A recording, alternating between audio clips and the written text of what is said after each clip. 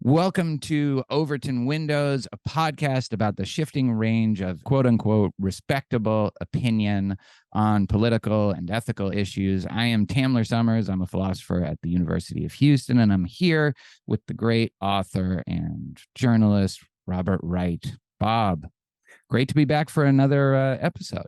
It is. I really enjoyed our first one. I thought it got a pretty good reception. Yeah, surprisingly. Yeah, a little of the negative feedback I would expect on a controversial topic. But let's see if we can set a whole new standard for negative feedback with this one, maybe. I have a feeling I'm going to get, in particular, negative feedback on this episode. We take turns. We take turns being the target. This is your week. Yeah. Do you want to tell us how people can find this episode? If you happen to be watching a preview of this, just the kind of the opening fraction, then you should know that the way to get a hold of the entire conversation in all its glory is to either become a patron at Tamler's Very Bad Wizards Patreon thing, or become a paid subscriber to my newsletter, the Nonzero newsletter at Substack. Both of those are acceptable. I mean, obviously, preferably the Very Bad Wizards Patreon. I was just about to say how wrong that opinion would be. That opinion is outside of the Overton window, even as we speak. Well, we'll resolve that after we resolve our differences about UFOs, or as they are now called, UAPs, which stands for Unidentified Aerial Phenomena. Aren't they anomalous? Isn't the A anomalous, or is it aerial? I've seen both, actually. I guess I've most recently seen anomalous. Who knows? I think aerial would make more sense as a substitute for flying. We'll get to the bottom of this within weeks and report back to our listeners. So we did Israel-Palestine for our first episode. We could have just jumped to Ukraine, and you could have taken the brunt of the ire of our listeners, but I volunteered not to do that. You volunteered bravely not to do that. I was very excited. I've been wanting an excuse to dive into some of this stuff for a while. Yeah, let me just say a little bit about my very brief history being interested in this topic, which really doesn't start until probably 2017. I mean, I was never somebody who would dismiss something like this out of hand. I just never really thought about it, period. But then I was at a holiday party in 2017, and I remember this very well. And one of my friends just said, "Is anyone going to talk about the fact that there are aliens now?" And I was like, "What do you mean? What are you talking about?" And he was referring to this New York Times piece on the Navy videos and all the other stuff. And we're going to get into that in more depth later on. But that was the first time, I was like, at first I thought he must be making this up. Like, what? I'd never heard anything like this. I'd never.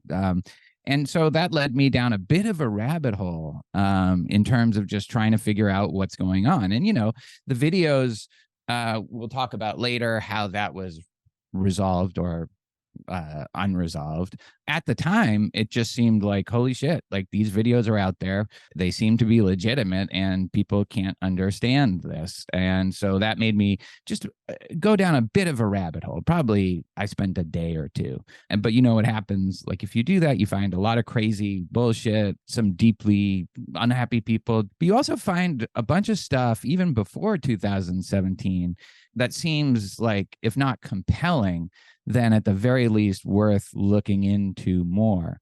And that just, I had this question at the time and then kind of dropped it like everybody else because I moved on with my life. But at the time I remember, and I still have this question, why aren't people more interested in this, right? Like why, even if the likelihood that there's any kind of truth here is very small, the implications of it are so massive on every level, like political, but like more than political, just ontological, right? We could be talking about different dimensions. And yet 99 times out of 100, if I bring it up, people are just, they just don't care. They, some of them, because I hang out with academics, are very dismissive, but mostly people are just like, even people who would say, yeah, maybe it's real, they just don't care, and you can't force people to be interested in something. So I kind of let it go too. I couldn't really find anyone to talk to about it. But now you have me.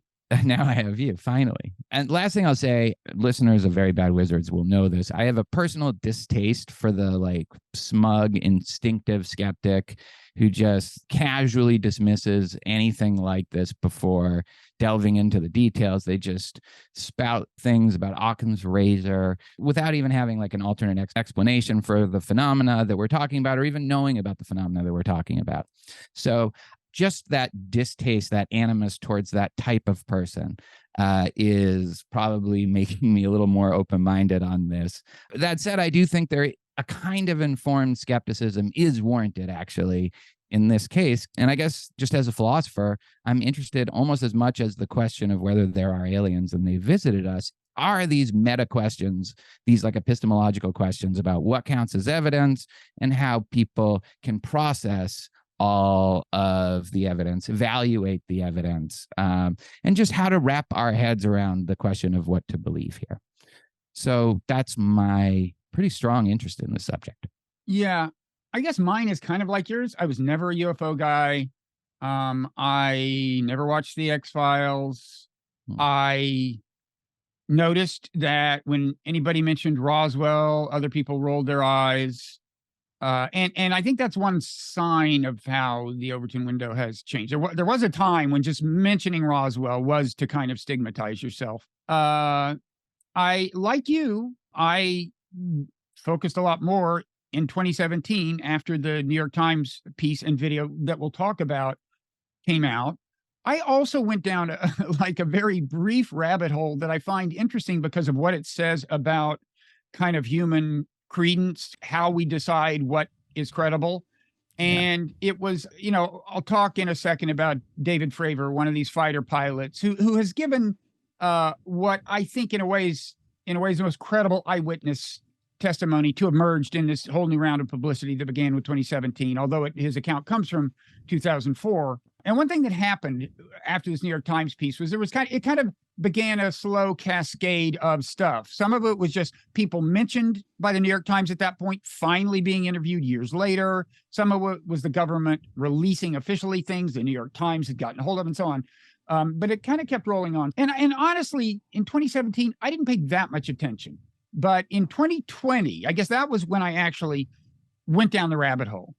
I was about to interview a guy for my podcast named Alexander Wendt, a very esteemed political scientist in international relations, who had started kind of arguing that there should be a science of UFOs. We should be more systematic about it. There should be things arrayed around the planet to detect them and so on. Right. What shouldn't be a very controversial, certainly not a stigmatizing argument. He had actually done a TEDx talk on this. And one notable thing is that TEDx had affixed to his video there are things in here that are not scientifically corroborated, which was actually wrong, because all he was saying was UFOs are UFOs in the sense that we don't know what they are. They're unidentified. We should try to find out.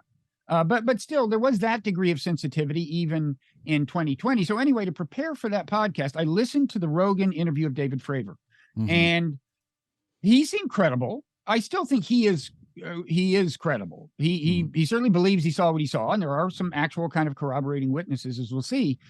But then he and Rogan made favorable reference to a guy named Bob Lazar. And because Fravor, now I wouldn't take Rogan as a guide to who is and is not credible in this or various other realms necessarily, but Fravor seemed to know him and approve of him. So then I found Rogan's interview with this guy, Bob Lazar. And he was telling a much more dramatic story that he had once had access to the place where the government keeps the UFOs they found, and he's been in one. And he's seen the little tiny table with the little tiny chairs.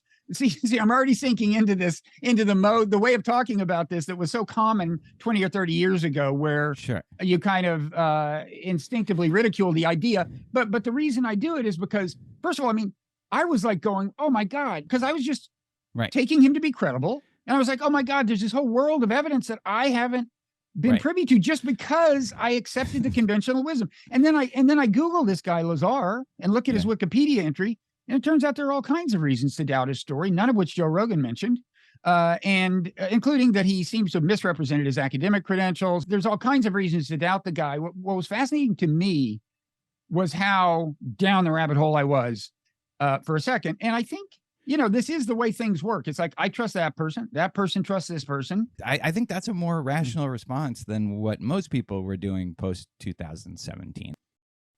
because it would be the biggest thing that you ever discovered in your whole life, right? Totally. All right, let's put our cards on the table. Gun to your head.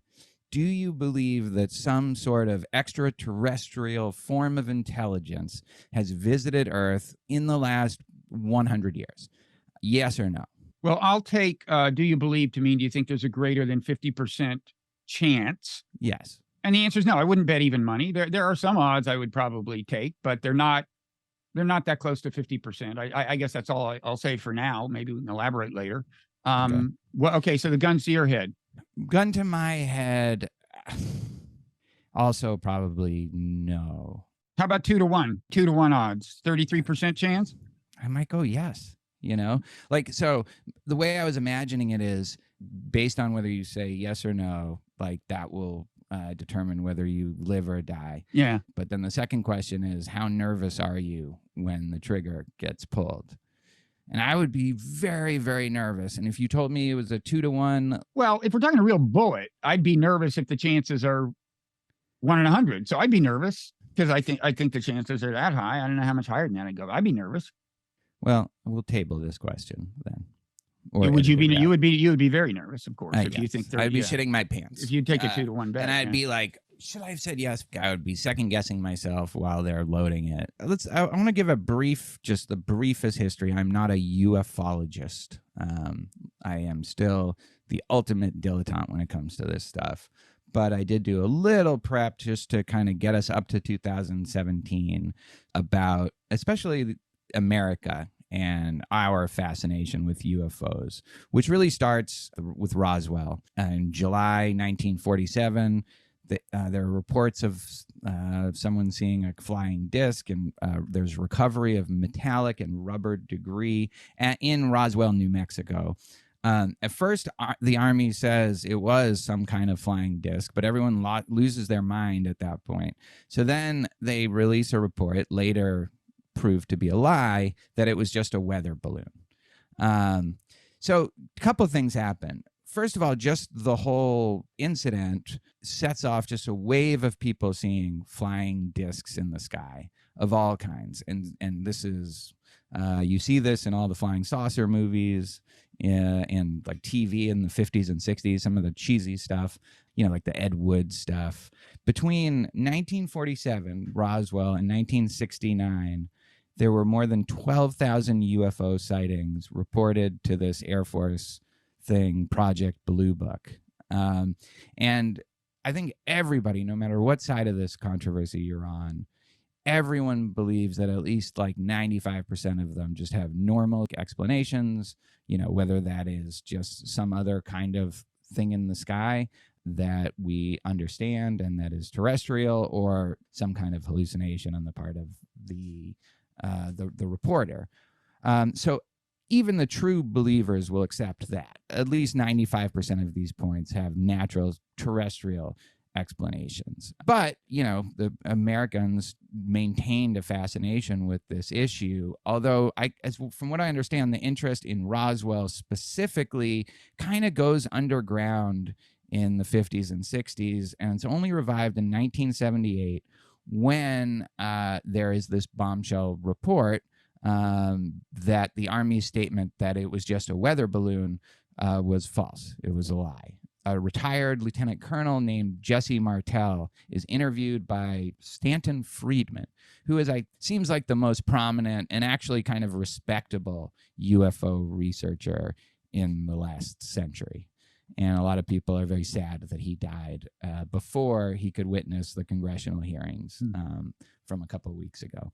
So now they say that it's revealed that the Army lied about it being a weather balloon. And now you have this new wave of conspiracy theories about cover-ups of extraterrestrial aircraft and technology. And of course, all of this is inextricably bound up in Cold War paranoia, but then also not paranoia, just our legitimate mistrust of our own government and our intelligence agencies, then in particular the FBI and the CIA. This is after all the assassinations, and so this is high, like, we don't trust anybody, period. Then in 1994, the Air Force publishes a report. They conducted an investigation, and what they said was that the actual crashed object at Roswell, so we're still talking about this, what it actually was a top secret nuclear test surveillance balloon from something called Project Mogul, just top secret, fully classified, but now they're releasing it. And I think that was that when it came to Roswell, at least in the mainstream media. And I think that's like, there through 2017, if you want to talk about mainstream media and public opinion, what do you think the Overton window is on this issue in this period? Like, I don't even remember the 1978 revelation about what Roswell really was. Now, as it happens, in 78 and 79, I was doing a number of recreational things that could have prevented me from remembering any number of things. That was like my junior and senior year in college, where you're kind of tuned out anyway.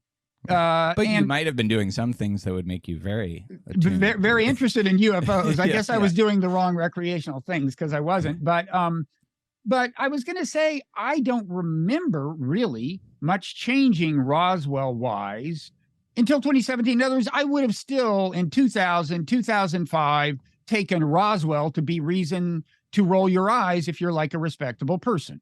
Yeah. And I suspect that some of the dynamics you were describing in changing perception during that period were confined to a relatively small community of people very interested in this. I don't know, but I just don't remember the issue coming up, honestly.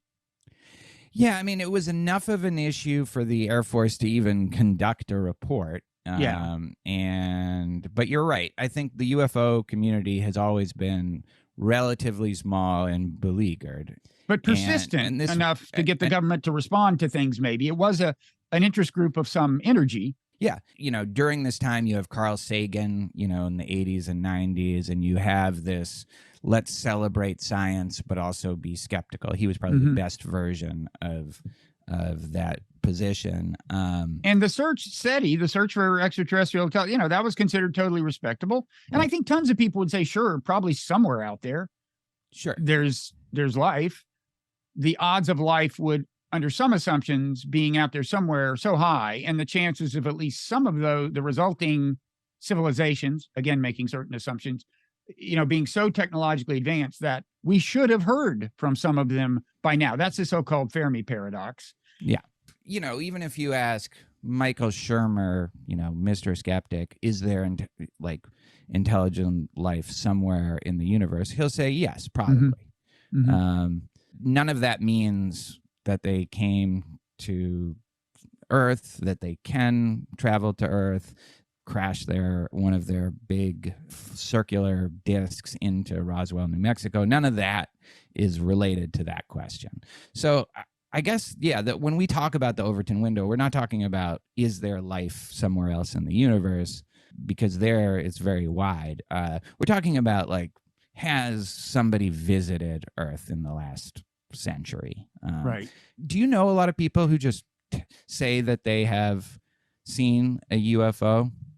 I mean, people have seen things, but someone who says they saw it and it's so weird that they think there's a really high chance it's extraterrestrial. I can't think of anybody offhand. Maybe I'm associating with the wrong crowd, but I can't think of anybody.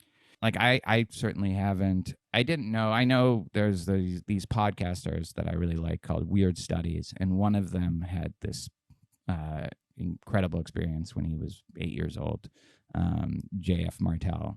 So he talks about that on his podcast. But then, and other than him, there's nobody I know personally that I think has said they saw a UFO. But in a weird synchronicity, this past weekend, I was meeting some friends out in Colorado, and my friend's wife had other friends from college, and they, in 2001, and this just came out without me prompting it at all, in 2001, they were going back from a wedding on the New Jersey Turnpike and saw this huge disc in the sky, and were completely freaked out, as were all the other these drivers. Like, people were pulled over on the Jersey Turnpike, Really? staring at this thing.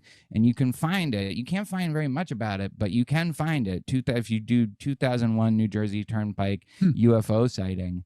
And that's when I moved to New Jersey, by the way. So I'm not saying there's a connection, no. but I've since driven on the turnpike many times, haven't seen anything. Yeah, we never think about all the times you don't see a UFO on the Jersey Turnpike. It was never explained.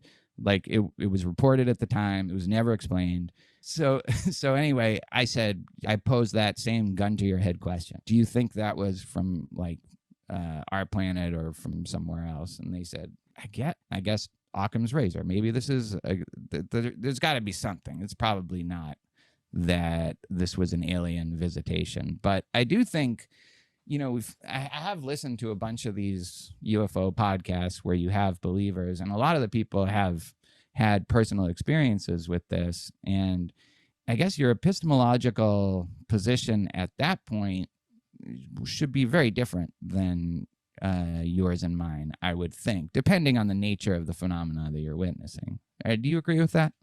What's the conditional? If you've seen something, it makes sense for you to have a different view than you and I have, depending on like what the nature of it is. Well, that's a very interesting question, because in theory it almost shouldn't, and yet everything we know about the way the human mind works tells us that it would. In other words, why in theory shouldn't it? I don't agree with that. Because you already know there's a bunch of these kinds of data points out there. You know there are a lot of sincere people who saw something or other, and it was as weird as what you're seeing, and there's thousands of them, and now there's thousands plus one. That shouldn't, in theory, change your conception of the odds very much.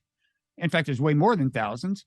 And yet it inevitably, it very likely would, because for one thing, there would be strong emotions associated with the experience, and emotions shape beliefs. So emotionally, I think undeniably, like if you witness something, you're going to be more inclined to believe in it. But even philosophically, depending on what the experience is like, I guess the nature of the experience, it might be that is as powerful enough to make you think, oh, as much as I already know that there are people who claim this, I didn't realize when they said that they witnessed something that it was like this. You know what I mean?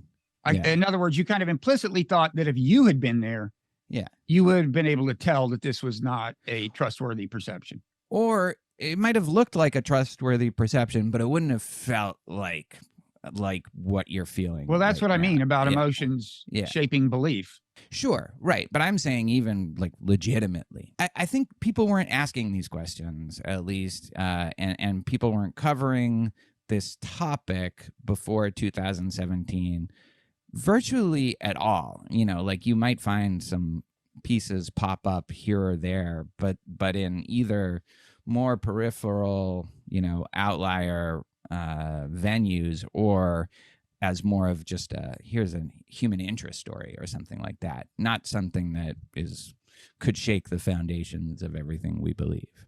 Yeah. So then in 2017, the New York Times publishes this thing. Now the piece itself, which was on page A1 of the Physical Times, which doesn't matter much anymore, except in signaling how much prominence the Times is going to give it on the website and so on, which matters. But it was on A1, and the headline was "Glowing Auras and Black Money," in quotes, black money, the Pentagon's mysterious UFO program. And then the lead paragraph was, in the $600 billion annual Defense Department budgets, the $22 million spent on the Advanced Aerospace Threat Identification Program was almost impossible to find. The next paragraph is, which was how the Pentagon wanted it, which is not. Okay, so that was the opening segment of our conversation, which goes on for nearly another hour. To listen to the whole thing, you can either become a paid subscriber to my Nonzero newsletter /podcast, which is on the Substack platform, or become a patron of Tamler's Very Bad Wizards podcast, which he co-hosts with David Pizarro, and which is on the Patreon platform.